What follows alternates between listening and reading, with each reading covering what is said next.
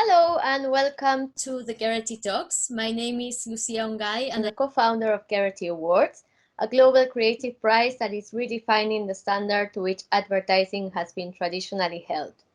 Named for Francis Gerety, the copywriter that coined the slogan "A diamond is forever," Gerety Awards marks the first time an international jury has been brought together to choose the best in advertising, all advertising and not just advertising made for women, through the female lens.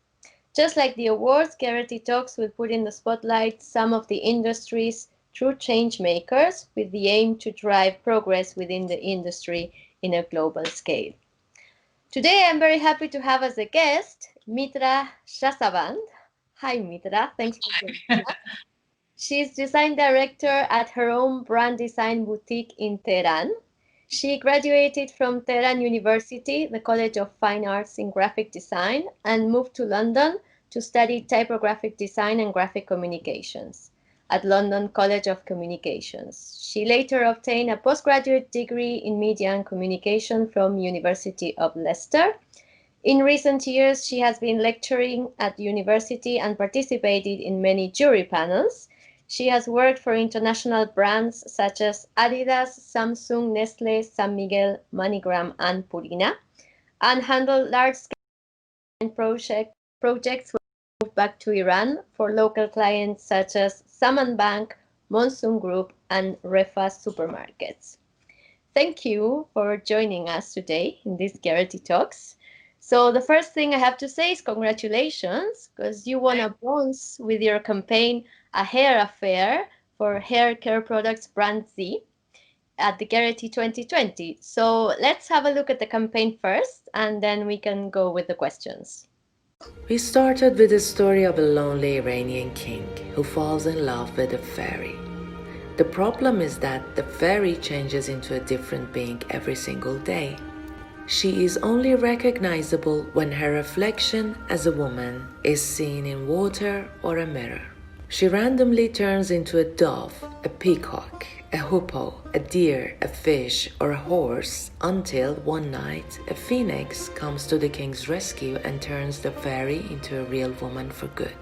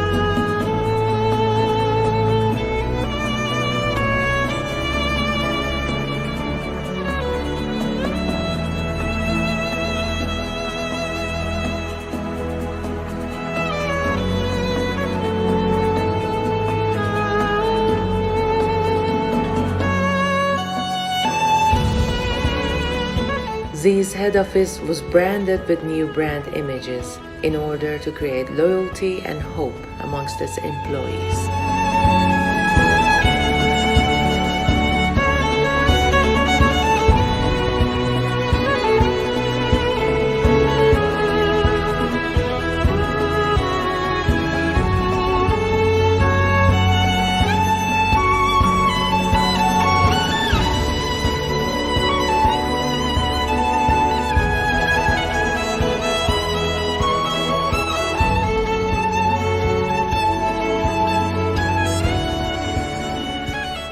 And while it's only 3 months since we launched Z, the response from our audience has been amazing.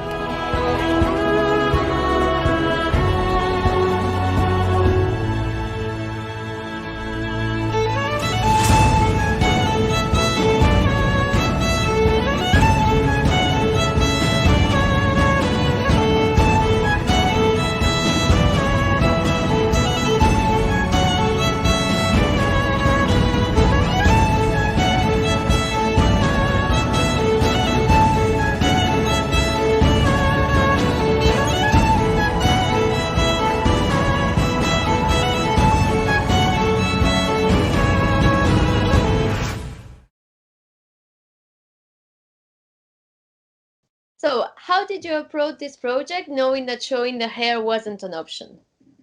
Well, as you can see, we cover our hair. And as soon as I received this project, I knew that I'm going to have a big challenge of promoting a hair care product without showing the hair. It's almost like promoting a toothpaste without showing the healthy white teeth, without showing the result. If you look up many of the hair product ads in the world, you realize in most of them you have women with incredible, shiny, healthy hair. I'm a brand designer, and the campaigns I design are usually branding campaigns. I usually start my work with a story. And this story is based on the strategic values I receive from my client.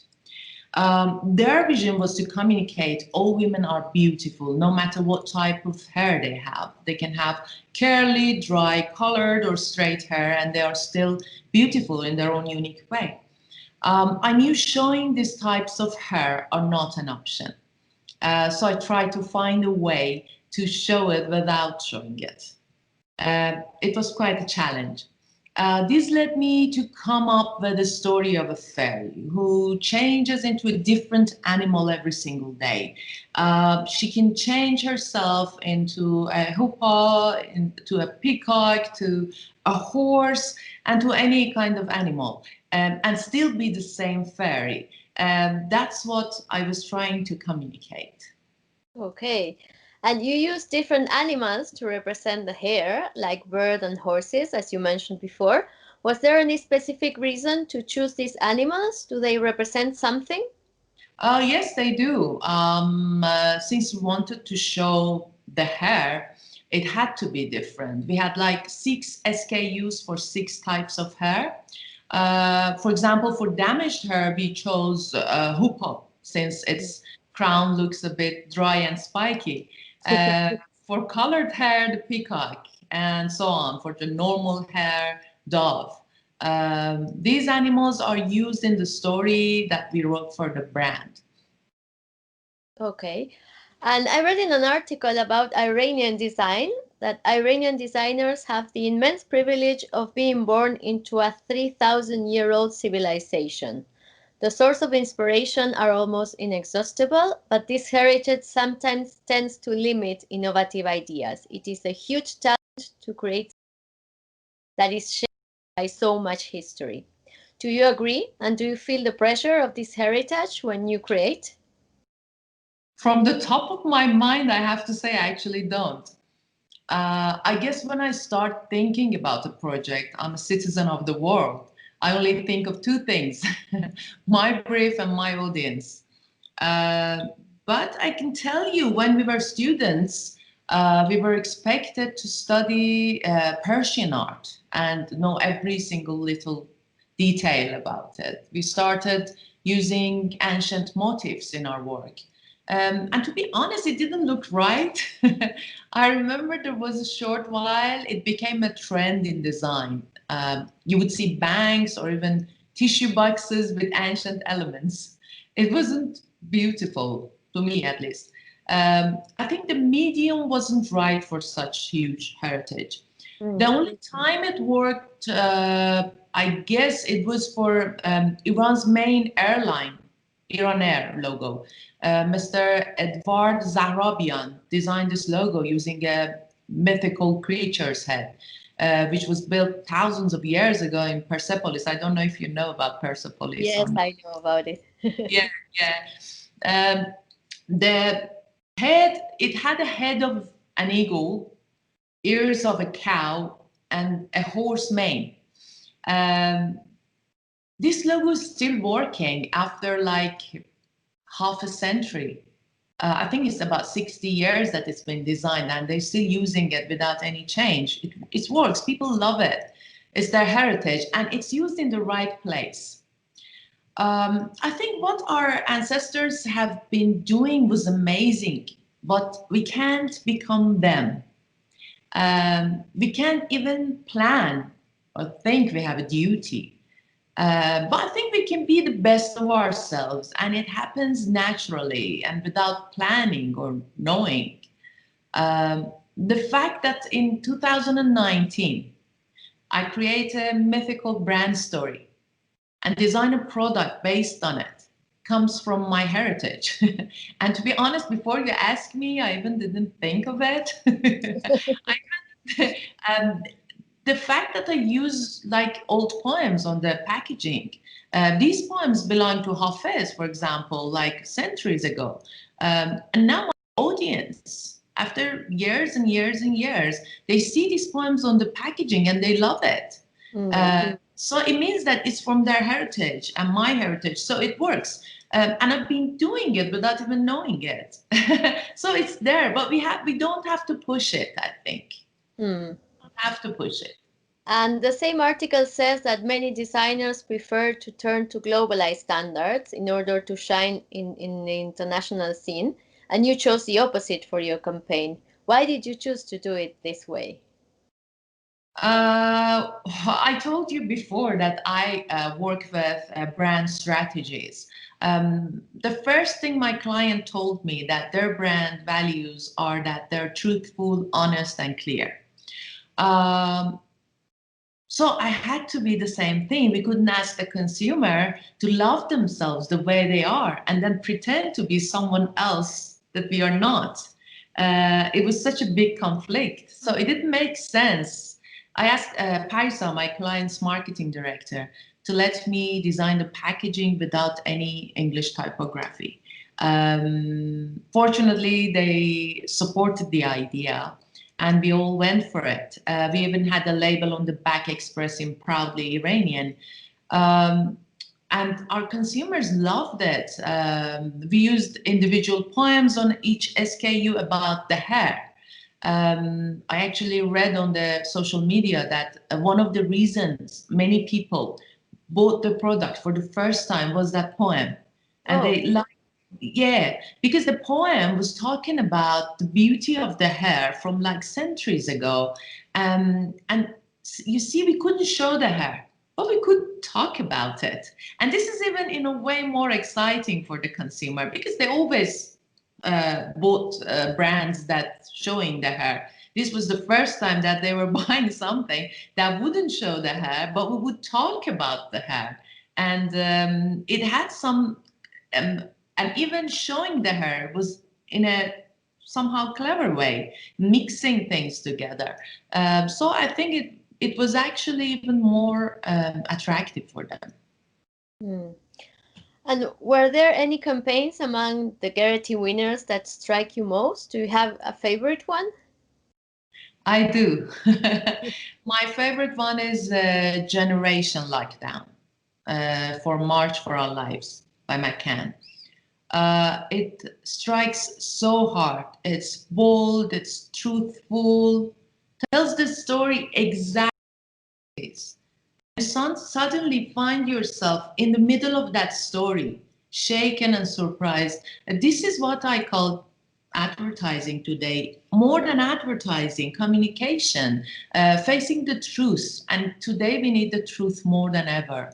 It actually brought tears to my eyes. There were other favorites. I think it was Moldy Whopper, 40,000 Strong, and the Punishing Signal. I usually love a campaign when it creates solution for a problem, answers a question, or helps to change things for the better.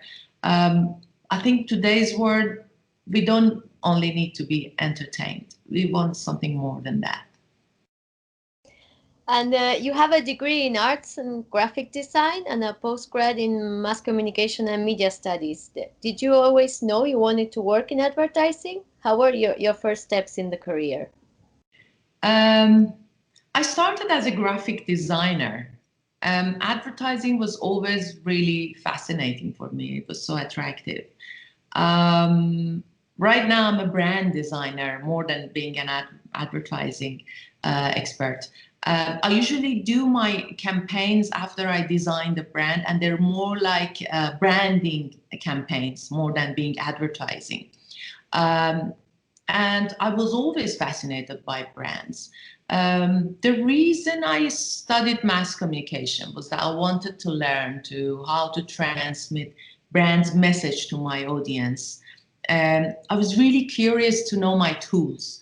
I remember old times when I was sending my CVs around, they would always come back. I used to send my CVs to advertising agencies, and they would come back to me and say, well, your work is really good, but this is more like branding than advertising. So I decided to be a really good brand designer and ended up designing branding campaigns. So yes, it was more than it's more than advertising and branding for me. It's more about communication, how to transmit a message. The reason I studied media communications is that I wanted to understand the marketing department. I wanted to know what exactly they want from me, and I wanted to transmit that message in the best way possible. So it really helped me to know my tools, the media, how marketing works. It gave me a basic knowledge of marketing, which I think every designer needs it in order to create a good conversation with the marketing and with the client. So that's why I studied that. And no, I didn't know I'm going to be doing advertising campaigns or branding campaigns, but right now I'm loving it. And do you think there are certain characteristics that make Iranian advertising different to others? Is there something specific and immediately recognizable about it? Tough question. There's certain things, I think there are certain things about any culture that you can see in everything they do, not only in advertising. There are countries that you can see a very clear style in their graphic design, which has been transported into their advertising, like Japan, Switzerland, Poland. You see, they have their own style. But then there are other countries. If you're very specific and you're familiar with their works and culture, you can defer them, like UK, Germany, and France. For me, it's the culture and the way design schools are operating in any country that specifies and shows the difference. Also, there are rules and regulations in each country, which can affect advertising. You see a pattern of what people in certain countries have been through their advertising. And their works and their art, you can see that what happened. If you study the history of their advertising, you would be able to guess what has been happening in this country, which is interesting. I would say in recent years, we have seen a lot of copy-based advertising in Iran. Some designers are working on Farsi typography, which is difficult from Arabic. Many people think Farsi and Arabic are the same. They're not. They look similar to untrained eyes, but they're not. And some people have been working really good on that. I don't have that knowledge. I haven't been doing it. But it's more like a trend. All in all, I think advertising has a universal language, and most advertising around the world are more or less could be similar, as you can see, but not very specific characteristics, as I can recall exactly in the international scene. Not yet. No, not yet in any case. And what projects are you working on right now that you can tell us about? Oh, yeah, I'm working on a very exciting project for a sanitary pad. We are designing a campaign for this sanitary pad, which is, again, a continuation after their branding process. I designed the brand. Now I'm working on the campaign for this brand. It's called MyLady. And how was your work affected by the pandemic? Did you have to make many changes to adapt? Tell me about it. Well, tremendously. I guess like the rest of the world, It's the first time we all suffering the same thing, really. We learned to, me and I have like 7 other people working with me, and we learned how to communicate from home. It's not easy, but it's doable, it's possible. It takes like longer for the meetings, online meetings, as you know. And we haven't used our office more than a couple of months this year, really. And but we try to discipline ourselves in order to make it work. For example, whatever happens, we have a Skype meeting at 9 a.m. and then at 5 p.m. sometimes also in the middle of the day. I would like to thank Skype and WeTransfer. This helps a lot. We also connect through WhatsApp. It's good to have these tools. These tools are actually saving us. They're saving lives, and we're so lucky to have them to be able to carry on working from home. So yes. Okay, and I also read you have been lecturing at a university. What do you think is the most important thing you should transmit to your students about brand design? Well, I have a course in Vije school called From Strategy to Design. I think it's important to create a common language, as I said, with strategy and marketing groups today. Designers cannot function without knowing about marketing and knowing about sales and knowing about strategic values of the client. I also tell them that there are no rules. This is very important for me. There are no rules in design today. Since all the rules that we knew, all the explanations, all the definitions of every term we use has changed. One day somebody gives you a definition, couple of years later, there's another definition. So I teach them not to be dependent on rules and do their own studies and be playful in design. And to me, it's all about communication today. I try to invite them to think outside the box and create something new. I also encourage them to find problems and then create solutions for them. The new generation is really, really smart, and I'm sure they can find their way much better than we did. What do you expect to find in post-pandemic brand design, and do you think there is something that will stand out in particular? Well, let's face it, our world has changed forever. How much it has changed, we don't know yet. But I'm sure we already have a huge rise in digital marketing and design. People don't like to receive mail or brochures anymore. There are no events for foreseeable future. TV, digital, even out of home will go strong. Print, I'm not sure, not for now. People don't feel safe touching things, and it affects our work. This also affects the messages brands are transmitting. For now, we are living in a bubble, so I think we would see a huge rise in digital marketing, yes, which as it started already. And what is your favorite logo of all times that you think that embraces perfection of what branding design means? I don't think logos can communicate brand values on their own. There's so many other things that creates a good brand. Like what?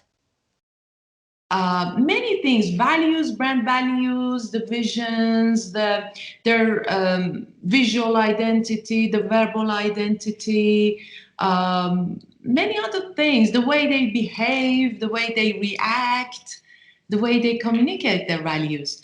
These are what makes a great brand. But for me, I don't have a favorite logo, but I can name a favorite brand right now. My favorite brands change from time to time. Like for now, My favorite brand is WeTransfer. I love the way that it never fails to entertain you while you're waiting to upload or download. All those articles, I read them and I love them. And the way it entertains you with things that are moving and helping you going through this process. I really like it. But there are other brands that I love, like Spotify, Nike, Uniqlo, Coca-Cola, of course, Channel 4 UK, McDonald's, IKEA, like all the other people, Dove, Penguin, as I can say from the top of my head. Okay.